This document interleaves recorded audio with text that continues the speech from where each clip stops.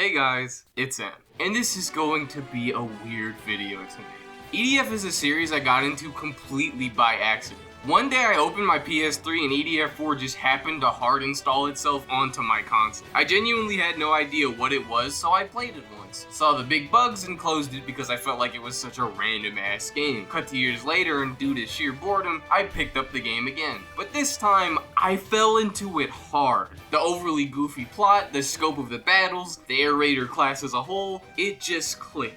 Somewhere down the line I ended up getting 5, and 5 was such an improvement from 4 it was almost unbelievable to me. It was pretty much the same game but better and improved on practically every aspect. Pretty much all you'd ever want from a sequel. Also, Barga was awesome. I didn't beat either of these games, but it wasn't due to lack of interest, it was just because there was a lot to do. I think I was at level 70 or so of EDF4, and level 100 of EDF5. They aren't perfect games in my mind, but they knew their charms and were always enjoyable to sit down and play. Cut the current year where Helldivers comes out. But seeing as I didn't have any next generation platforms when it came out, I couldn't play it. But it reminded me of EDF for reasons I'm sure you could imagine. But I didn't want to just jump into 4 or 5, as I was definitely in the harder sections of those games, and that'd be a bit of an investment to remember how all my stuff worked. I wanted something fresh. Due to me having PS Plus Extra for a little while longer, I noticed I had access to the other spin-off games.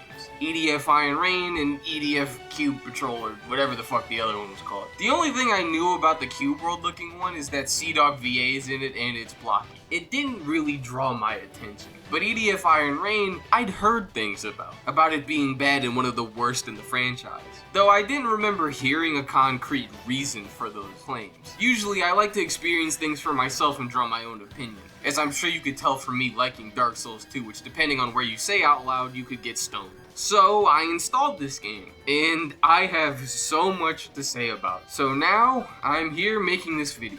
EDF Iron Rain is not a badly made game. There's a lot of things that it did I kinda love. For instance, a character creator. It's limited, but it's nice to be able to stand out a bit aside from just coloring like the base games. The graphics are fantastic, especially for this series. Pretty much everything regarding the Prowler class. Unironically, sticking an Attack on Titan-like class in this series is something I never knew I needed. But writing the bugs? Genius. There's some overall better movement and defensive tweaks for most of the classes, and a lot of the small stuff like that, I feel they did really well. My problem is with the bigger picture stuff. It made some fundamental changes and choices to differentiate itself from base EDF, and it's in those changes I feel 99% of my problems come from. One of the biggest changes to this game is it's not a looter shooter. You only get 3 or so weapons per mission. So unlike the previous titles, you're not checking over your huge haul and finding what you like. You choose from a few scraps they decided to give you and you work off of that. This is a real make or break change that I feel immediately turned a lot of people off before they could even get into it. This didn't really bother me initially, as I assumed it was, again, just a change to differentiate itself, but it led to a lot of situations I've never found myself in the other games. For example, after unlocking the Prowler class, I decided to use swords as my main weapon, as they feel amazing here. The problem was, the game wasn't giving me any swords at all. With how many weapons drop into the base EDS games, you'd usually have another weapon in the type you'd like to switch to. But here, I didn't get another sword until 20 or so chapters later. And due to the difference in the way you fought with it, I didn't even end up liking it. If you have a favorite weapon type here, it's very easy to fall into a drought for whatever class you like, due to the stingy nature of getting weapons here. After beating the entire game, I think I only had 6 or so swords. And God forbid you think you can beat missions again to get 3 more drops, because the missions here don't work that way. Once you beat a mission on higher difficulties, that's all you're getting from it. And I'm sure someone could try and counterpoint me by bringing up how the doubled A rank weapons drop from certain enemy kill amounts, but that whole system is so confusing we have entire threads about it. There's a high chance you'll beat the entire game and not have a single A rank weapon. I beat the entire campaign on hard and my highest weapon was a B rank. It's all just so restrictive and it really hampered a lot of the fun I had with this series.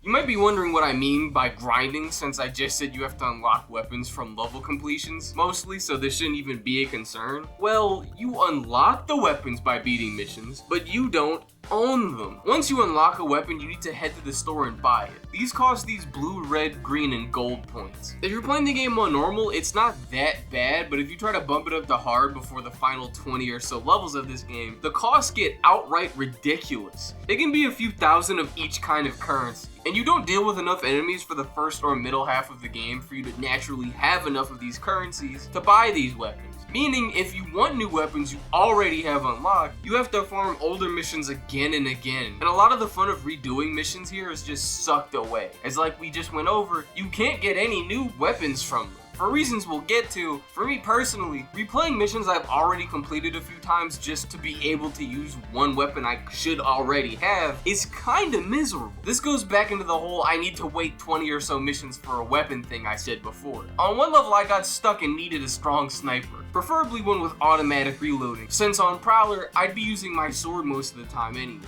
But due to this necessary grinding you have to do, I think it took me 30 minutes to an hour to get the resources to get the sniper I wanted to help me complete the main game. Not a very fun situation, as I'm sure you can imagine. Maybe waiting so long or pushing through the game without weapons you like isn't such a bad thing. After all, these games are pretty long and you'll have multiple chances to unlock new weapons, right? This is the shortest EDF game, clocking in at 52 levels with no DLC. And I'm sure you can imagine with both of the points I mentioned earlier, this really doesn't help. Going 10 or so missions without a weapon you actually want to use means you've gone 1/5 of the game without a weapon you like. This weapon system as a whole really plays against the game's length. As for the first 20 or so missions, you'll use whatever is fun, but towards the end game, as I just went over, you'll be grinding, waiting to get better weapons, etc. Moving off of the weapon system plague that affects every aspect of this game's length wouldn't be such a problem if they cut the fluff and gave us some really good missions. But this game didn't make that feel like it was the case. They all felt pretty standard, all things considered, if not pretty annoying. What doesn't help is to compensate for so few levels being in the game, they made a lot of them unnecessarily long.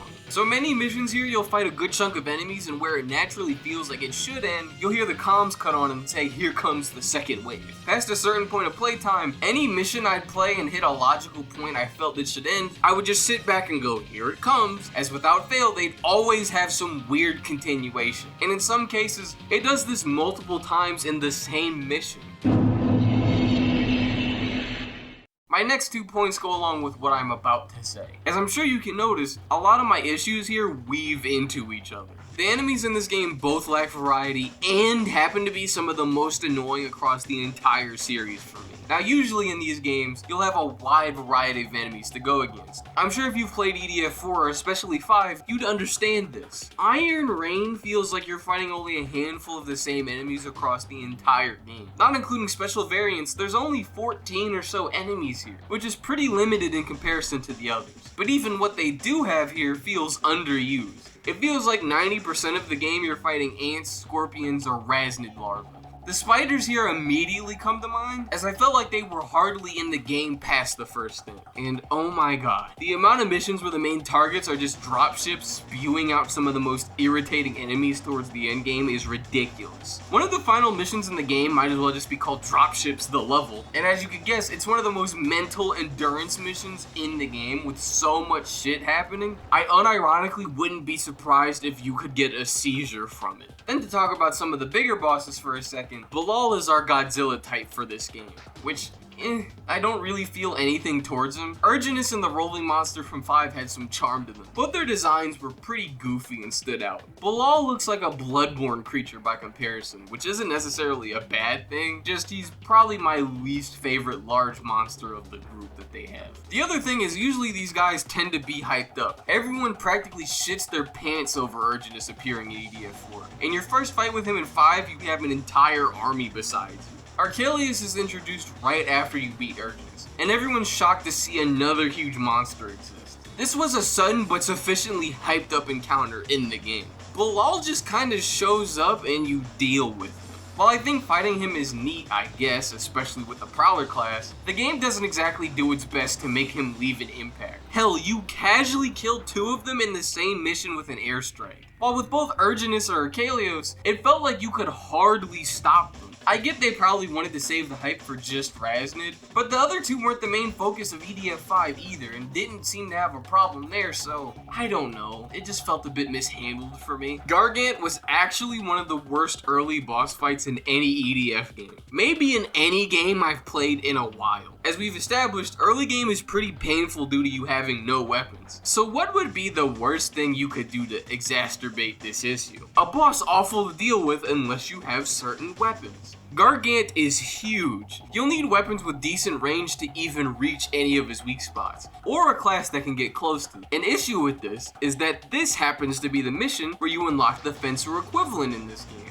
So when I was doing this mission, I didn't have any weapons that did decent damage or that could reach him, meaning unless I grinded, Ranger and Fencer were practically unusable here. So I had to switch to the Air Raider equivalent, and if you think this makes the fight better, think again, cause it is a cluster of annoying aspects. First, it itself is constantly shooting shit at you from its legs until you break them, which is somewhat annoying. Then you're surrounded by aggressors, who will also be taking pot shots at you. Then you'll be surrounded by scroungers that are here from spawn and come out of the Gargant's legs. Overall, this fight made me question if I wanted to keep going. It was probably my most miserable point with the game. And then they make you fight him twice. And the second time is arguably worse. So you're defending this ship, which happens to be the EDF base, and a Gargant climbs on the base and is blasting things at it. You have to defeat it before it destroys the ship. And he even leaves his weak spot open most of the fight. Problem is, this thing bumps out so much damage, if you get distracted for a moment, there's a good chance you lose. I lost this mission 5 or so times just due to how high his damage and health are. This shit's miserable. One time I even beat him, and right as he was dying, the ship exploded anyway. This thing just has no good encounters, and I wouldn't mind if he just wasn't there. I guess after talking about them, that leaves us with Rasnid and the final boss. Rasnid looks cool. Unironically, he might be one of the coolest large monsters they've made. He doesn't dip into the meant to be creepy aspect of Balal, but he doesn't lean hard into the goofy green Godzilla side of Urgens. He's a nice in-between, and I like his design. Gameplay-wise, I think he got the short end of the stick. You don't really fight Rasnid. Not traditionally anyway. In his first encounter near the start of the game, you're shooting this little energy dongle that comes out of the hive ship that's controlling him. And the dongle only has a few hits of health if you're using a sniper. So it doesn't really feel like a boss fight and more like a cool scene. And your next real encounter with him is at the end of the game. He does show up a few times before that, but he just spawns some guys and leaves, and you can't even hurt him, so they're not worth talking about. I love the setting of this second encounter being a destroyed city and just the general vibe of it,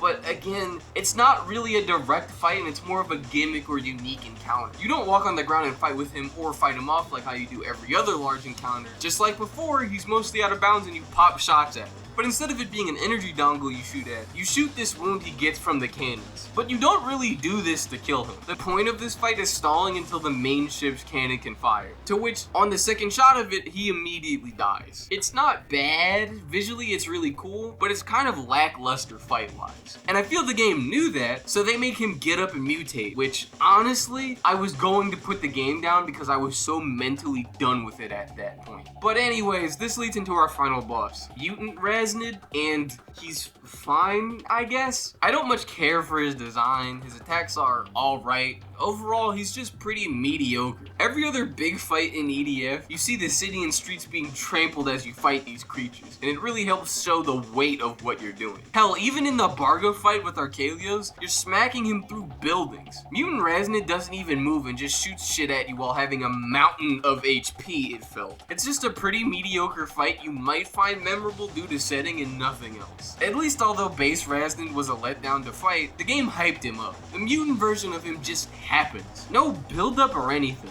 Just once you finally beat Rasnid, he's shot by the Hivecraft that's only showed up 3 times in the entire game, and you're fighting it all of a sudden. It just felt so sloppily integrated. This was briefly mentioned in my positives, but can also become really frustrating towards the endgame due to both the things we just discussed, being level design and enemies. Iron Rain's focus is definitely on faster combat. All the classes feel faster or has something to compensate for faster combat encounters. On paper it sounds great, but in game it's miserable at times. Let's talk about my beloved Prowler. Able to swing from creatures and walls of buildings. They're fun when they work, but when they don't, it is so frustrating. Your discount 3DM gear is your engager and escaper. so if you flat out can't use it, you're fucked in certain scenarios. Problem is the wire cuts if you're getting hit, something gets in front of you in the wire, or sometimes it'll just refuse to latch onto buildings. Now I'm sure you can imagine how all these scenarios could happen often. EDF is a game with tons of enemies, so if you're on ground level, it's not crazy to see an ant or something cut your line. If you're using the gear to move, you're probably trying to get away from being hit. Sometimes it's annoying to see yourself get staggered or barely scuffed, just for it to cut your line and lead to you getting destroyed in 0.5 of a second. And as for the latching thing just not working, I can't say much about it. Mainly on dropships and certain buildings, it'll sometimes work and sometimes just refuse to. Fencer, or as they're called in this game, Heavy Striker, is cute, but doesn't feel realistic in this game. You get a forwards-facing shield that negates all damage, but since you're so slow and threats towards the end of the game are so numerous, they practically always end up on top of you. And Fencer doesn't have any special knockdown or stagger resistance, so anytime I ran into a difficult mission I wanted to use Fencer on, I'd practically get stun locked. And even if you have your shield up and are fighting a large enemy, it can be irritating, as many heavier attacks stun your character and cause you to slide backwards, causing any weapons that have to wind up to restart. And overall, while it's probably there to show the weight of what you got hit with, sometimes you can get stunned from blocking so often it might as well just turn into Slide Simulator.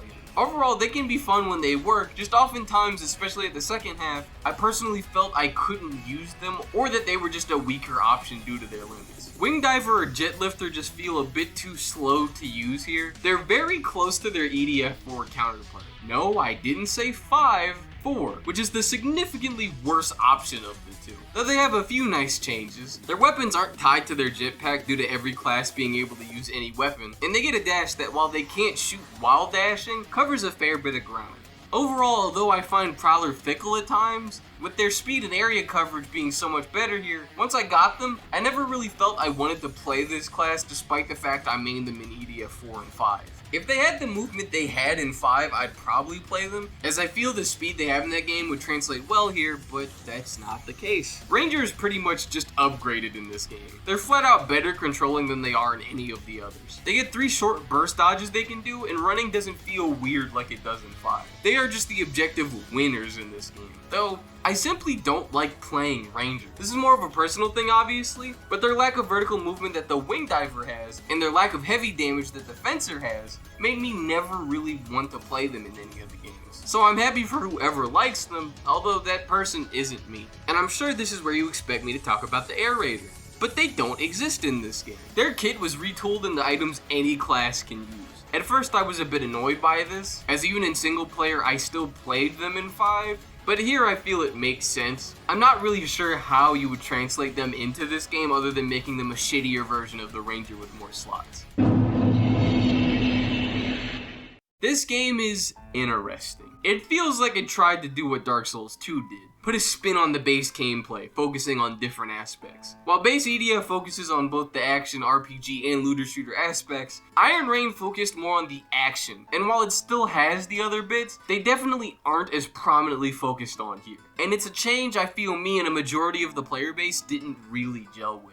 As the perfect mesh of all of those aspects, I feel is what made EDF, well, EDF. Though at the same time, I can see why many can and do defend this game, as it focused on an aspect they personally like or wish was tuned up the most. Do I think it deserves to be as frowned upon as it is? No. I think it's a spin-off and it should have the freedom to switch up things a bit. But do I understand why it's looked at the way it is? Yeah, the differences alongside a lot of the things I mentioned here that aren't simply changes but just genuine issues made it really hard for me to enjoy this game. Would I recommend it? If you can find it for cheap, I'd recommend giving it a shot if you want a little spin on your normal EDF fare, but if you want something just like EDF 4 or 5, I'd probably skip this one, as you'll most likely walk away disappointed or annoyed, both of which I sort of felt while playing. But that's just my thoughts. What do you guys think? As always, as long as you're respectful, I'm glad to discuss with you in the comments, and I've been in, and I am out.